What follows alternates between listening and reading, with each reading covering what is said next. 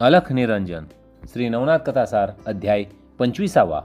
भर्तरीमुळे व्यापाऱ्यांचे चोरीचे संकट टळले. या अध्यायाच्या नित्य श्रवण पठणाने शाप बाधणार नाही, मनुष्य जन्म मिळेल, तसेच सुंदर स्त्री व पुत्राची आपल्याला प्राप्ती होईल. अध्यायाला सुरुवात करूयात. श्री गणेशाय नमः. सर्व व्यापारी मंडळी मार्गक्रमण करीत अवंतिका नगराजवळ आली. त्यावेळी सूर्यास्त होऊन नुकताच अंधार झाला, म्हणून ते नगरात न जाता वेशी जवळच्या एका धर्मशाळेत मुक्कामास राहिले. आपल्या जवळच्या सर्व मालाची व्यवस्थित रचना करून ते विश्रांती घेत बसले. अतिशय थंडीमुळे झोप लागेना, म्हणून शेकोटी पेटून शेकत बसले.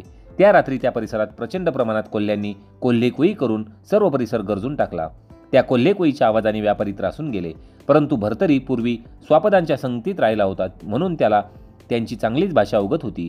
त्यामुळे कोल्हे पुढे घडणाऱ्या अशुभ घटनांची सूचना देत आहेत हे त्याच्या तात्काळ लक्षात आले व आपल्याला मदत करणाऱ्या आपल्या सहृदय मित्रांना या संकटाची सूचना देऊन सावध करावे या हेतूने तो म्हणाला, मित्रांनो, बेसावध राहू नका. थोड्याच वेळात तुमच्यावर चोरांची टोळी तुम्हाला लुटण्यासाठी येणार आहे, तेव्हा शस्त्र घेऊन तयार राहा, असे भाकीत हे कोल्हे सांगत आहेत. व्यापाऱ्यांनी मौल्यवान वस्तू व्यवस्थित लपविल्या, सर्वत्र टेंबे पेटवून उजेड केला आणि हातात हत्यारे घेऊन संरक्षणाची तयारी करून सावध राहिले. थोड्या वेळाने खरोखरच 50 चोरांची टोळी आली व त्यांच्यावर हल्ला केला, परंतु पूर्वीच सावध असलेल्या व्यापाऱ्यांनी त्यांच्यावर शस्त्राने वार करून त्यांना जेरीस आणले. चोरांना आपला येथे निभाव लागणार नाही, जीव तरी वाचवावा म्हणून ते घाबरून पळून गेले. त्यानंतर उरलेली रात्र व्यापाऱ्यांनी न झोपता सावधपणाने घालविली. भर्तरीमुळे मोठे प्राणसंकट टळले, म्हणून व्यापाऱ्यांनी त्याचे आभार मानले. रात्र 1.5 प्रहर उरली असताना पुन्हा कोलेकोई झाली. यावेळी मात्र व्यापाऱ्यांनी त्याचा राग न करता भर्तरीला उत्सुकतेने त्याचा अर्थ विचारला. तेव्हा तो म्हणाला, शंकराने ज्याला वर दिला आहे असा एक राक्षस उत्तरेकडून दक्षिणेकडे जात आहे. तो शक्तिशाली असून त्याच्याजवळ 4 अनमोल रत्ने आहेत. जो या राक्षसाला ठार करील व त्याच्या रक्ताचा टिळा आपल्या भाळी आणि नगराच्या प्रवेशद्वारावर लावील, तो उज्जैन नगरीचा सर्व सत्ताधीश होईल व त्या राक्षसाजवळील 4 अनमोल रत्नेही त्याला मिळतील. भर्तरी व्यापाऱ्यांना हे सांगत असताना विक्रम नावाचा युवकाने तेथून जात असताना हे ऐकले व तो हातात शस्त्र घेऊन त्या राक्षसाला मारण्यासाठी रानात निघून गेला. श्रोते हो, या अध्यायातील दुसरा टप्पा असा आहे की चित्रमा गंधर्वास पार्वतीचा शाप. तो राक्षस आणि विक्रम यांची मूळ कथा अशी आहे की एकदा चित्रमा नावाचा गंधर्व शंकराच्या दर्शनासाठी कैलास पर्वतावर गेला. तेथे शिवपार्वती सारीपाठ खेळत होते. चित्रमाने शंकराला नमस्कार केला व त्यांच्याच आज्ञेनुसार त्याच्या जवळ बसला. काही वेळाने पकडलेल्या डावावरून शिवपार्वतीमध्ये वाद सुरू झाला. शंकराने चित्रमा गंधर्वाला खरा निर्णय करायला सांगितले. पार्वतीचे म्हणणे खरे असून विक्रमाने शंकराच्या बाजूने न्याय दिला. केवळ शंकरांची मर्जी राखण्यासाठी जगदंबा क्रोधित झाली. तिने विक्रमाला शाप दिला की, हे पापी गंधर्वा, माझ्याशी कपट भावाने वागलास तू खोडसाळ आहेस.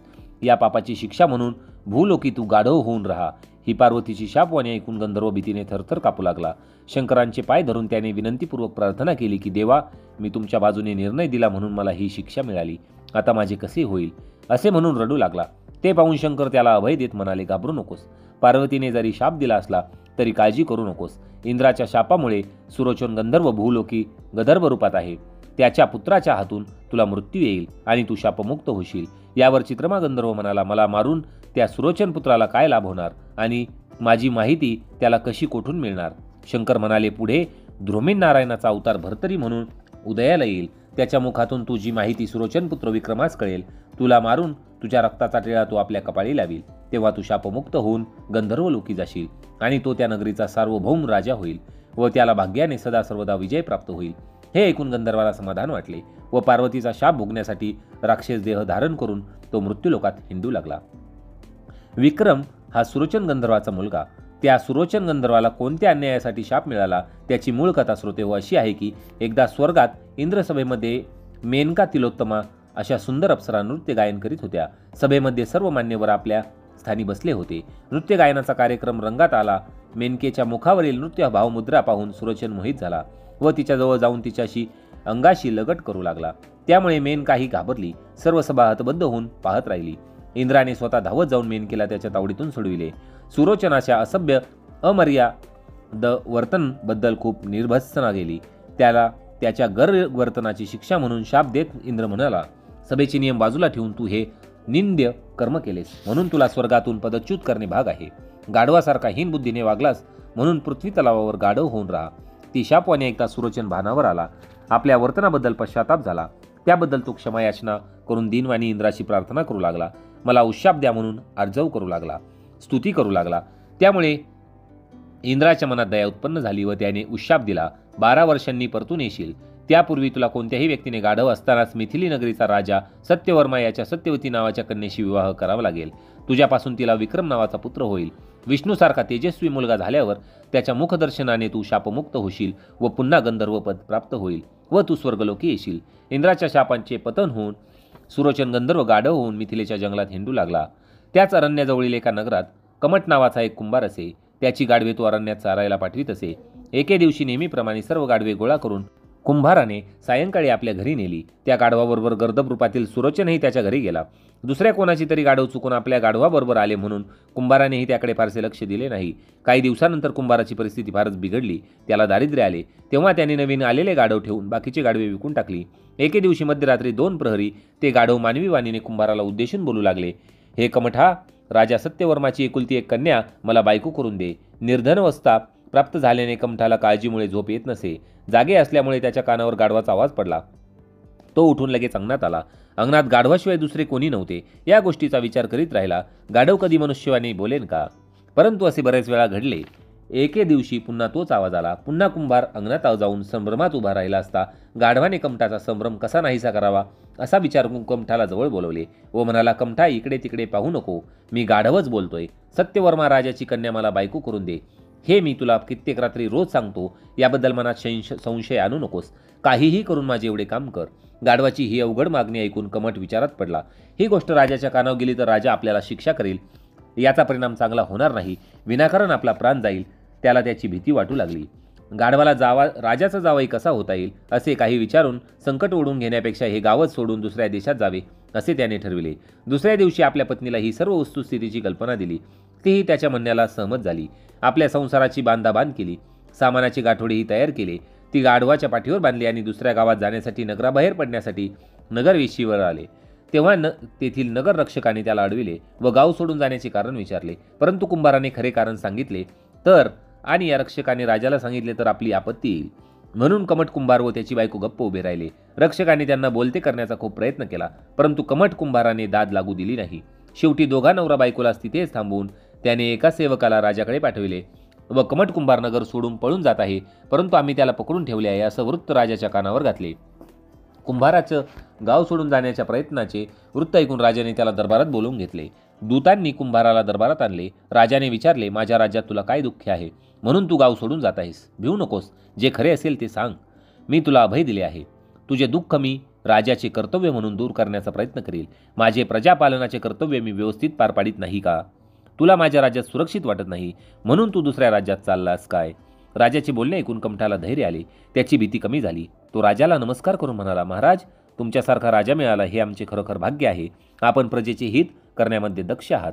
हे सर्व प्रजाजनांना माहीतच आहे. सर्वांना त्याची जाणीव आहे, अभिमान आहे.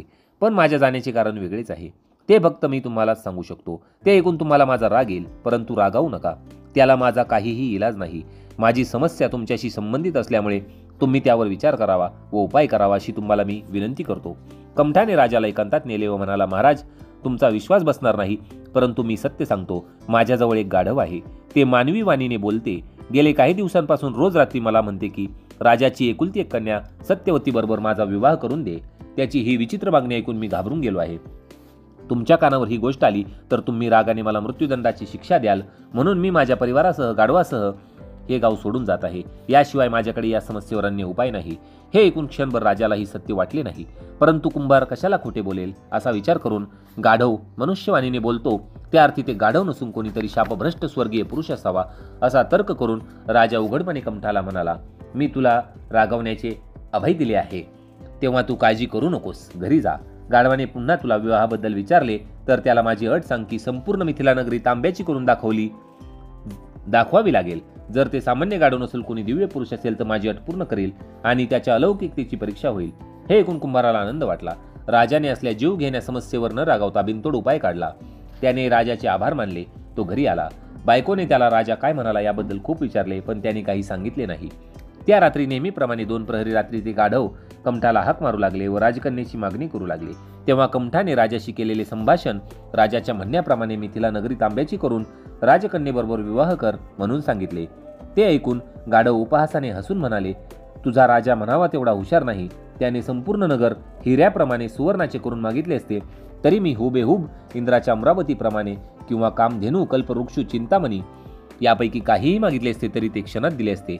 आता असू दे, तू स्वतः राजाकडे जा आणि त्याची अट मान्य आहे मला असे म्हणून सांग. आज रात्री मी मिथिला नगरी तांब्याची बनवतो. कुमट कुंभाराने गंधर्वाचा निरोप राजाला जाऊन सांगितला.